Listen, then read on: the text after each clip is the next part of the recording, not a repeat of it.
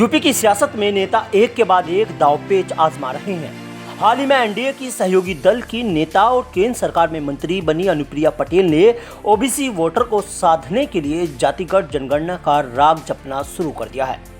2022 में यूपी विधानसभा चुनाव है और ऐसे में अनुप्रिया पटेल का ये दांव यूपी की राजनीति में हलचल मचा रहा है, क्योंकि इससे पहले केंद्र की मोदी सरकार ने यूपी विधानसभा चुनाव के मद्देनजर मंत्रिमंडल में परिवर्तन किया था और ओबीसी वोट बैंक को साधने के लिए अनुप्रिया पटेल को भी शामिल किया था। इन दिनों अनुप्रिया पटेल यूपी में बीजेपी के लिए चुनावी यात्राएं कर रही हैं और उन्होंने इस दौरान जातीय जनगणना की भी मांग कर दी।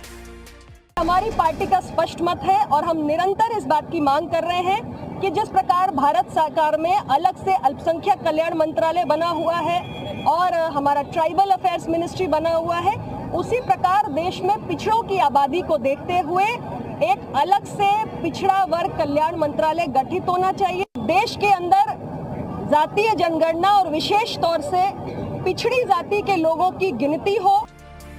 हालांकि इससे पहले मोदी सरकार ने ओबीसी बिल का मास्टर स्ट्रोक पहले ही खेल दिया है।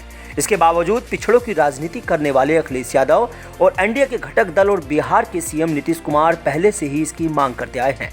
अखिलेश ने संसद के सत्र के दौरान पहले भी जातिगत जनगणना की मांग की थी और अब अनुप्रिया पटेल ने भी इसकी वकालत शुरू कर दी है।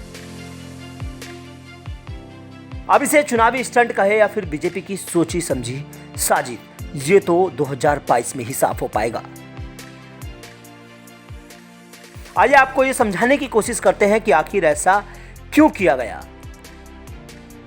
साल 2014 और 2019 के लोकसभा चुनाव में और 2017 के विधानसभा चुनाव में ओबीसी के सहारे ही भारतीय जनता पार्टी सत्ता में आई थी, क्योंकि अब बीजेपी के हिंदुत्व का एजेंडा ओबीसी और अति पिछड़ी जातियों के सहारे ही चल रहा है। अगर बात करें यूपी की, तो यहाँ के चुनाव में ओबीसी निर्णायक भूमिका में होते हैं, इसलिए सभी राजनीतिक दल ओबीसी को अपने साथ करने में जुटे हैं। मोटे तौर पर कहा जाए तो यूपी में तकरीबन 42% मतदाता ओबीसी हैं। इसलिए योगी सरकार के मंत्री मंडल में केशव प्रसाद मौर्य सहित बड़े चेहरे मौजूद हैं। जाहिर है कि इसलिए सभी की नज़र ओबीसी के वोट बैंक पर है और इसलिए अब बीजेपी भी ओबीसी समाज को लुभाने में पुरजोरों पर लगी है।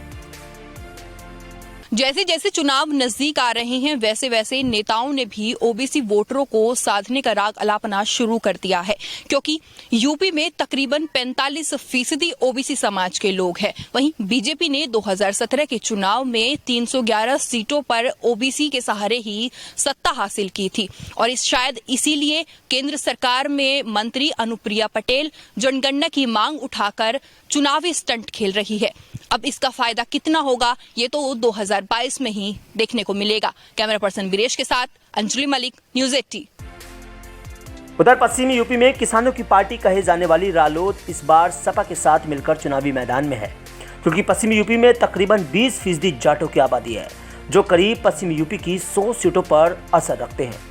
उधर इस बार रालोद ने भी खुले तौर पर किसान आंदोलन का समर्थन किया था, तो ऐसे में कहने में भी कोई गुरेज नहीं होगा कि 2022 के विधानसभा चुनाव में चौधरी अजय सिंह की मौत के बाद लोगों की सहानुभूति और हिंदू मुस्लिम एकता का फायदा सीधे तौर पर रालोद सपा गठबंधन को मिलने वाला है। लेकिन यह भी देखने वाली बात होगी कि आखिर 2017 के चुनाव में 104 सीटें जीतने वाली बीजेपी कैसे गठबंधन को चुनौती दे पाएगी। Bureau report, news 80।